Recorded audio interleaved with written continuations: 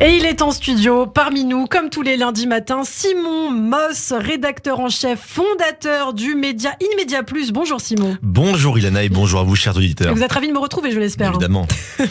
Alors Simon, vous êtes très actif sur la guerre en Ukraine notamment, on l'a vu sur les réseaux sociaux, vous dénoncez notamment les réactions anti-occidentales en France. Mais alors dites-nous Simon, c'est quoi au juste l'Occident et la Russie en fait-elle partie? Alors évidemment Ilana, il n'y a pas de définition unique, pas de frontières gravées dans le marbre. Il n'en reste pas moins que la civilisation occidentale existe bel et bien et que l'on peut savoir assez facilement lorsqu'on s'y trouve et lorsqu'on s'en éloigne. Globalement, je dirais qu'on peut résumer l'Occident par la réunion de deux villes antiques symboles, Athènes et Jérusalem.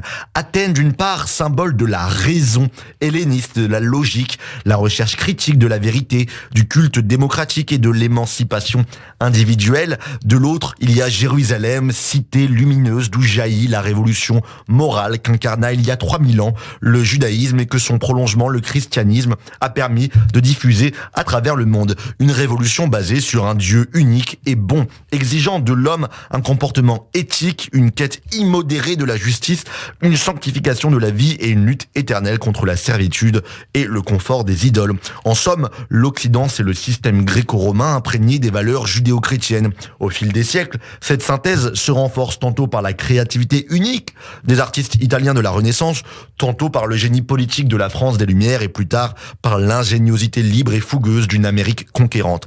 Qu'en est-il alors de la Russie? Eh bien, elle s'est toujours déchirée de l'intérieur entre les occidentalistes et les slavophiles, ceux qui voient la Russie comme une entité à part, quelque chose de plus que l'Europe, et qui cultive le mythe d'un destin spécial, une forme de messianisme russe. Malheureusement, ce débat sera clos une bonne fois pour toutes dans le sang par le bolchevisme russe qui, en 1917, confirmera son altérité par la victoire du communisme, idéologie fondée sur une diabolisation absolue du modèle libéral occidental. Ainsi, pendant près d'un siècle, l'Union soviétique vouera à l'Ouest un antagonisme féroce et développera une paranoïa quasi culturelle de l'encerclement occidental. Alors en parlant d'encerclement, c'est justement l'argument des camps pro-Poutine aujourd'hui, celui d'une Russie humiliée, agressée par l'Occident. Simon, vous en pensez quoi?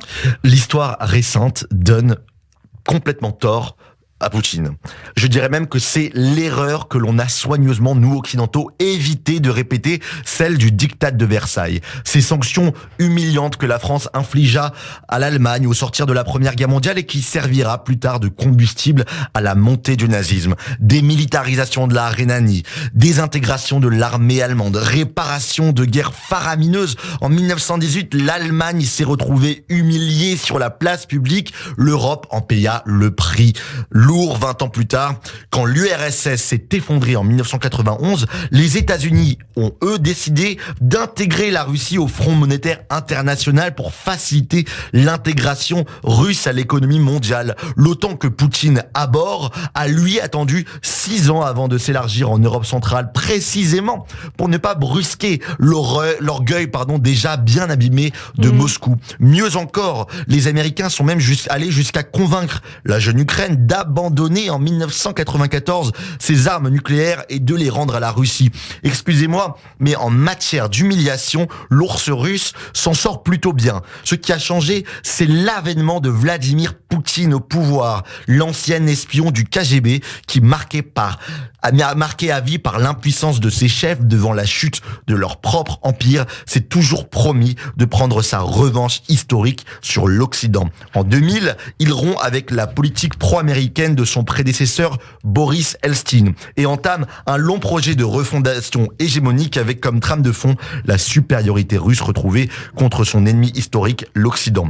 Poutine monte depuis 20 ans sa population contre nous, nous tient responsable de tous les maux russes et fait passer sa vengeance personnelle pour une cause nationale.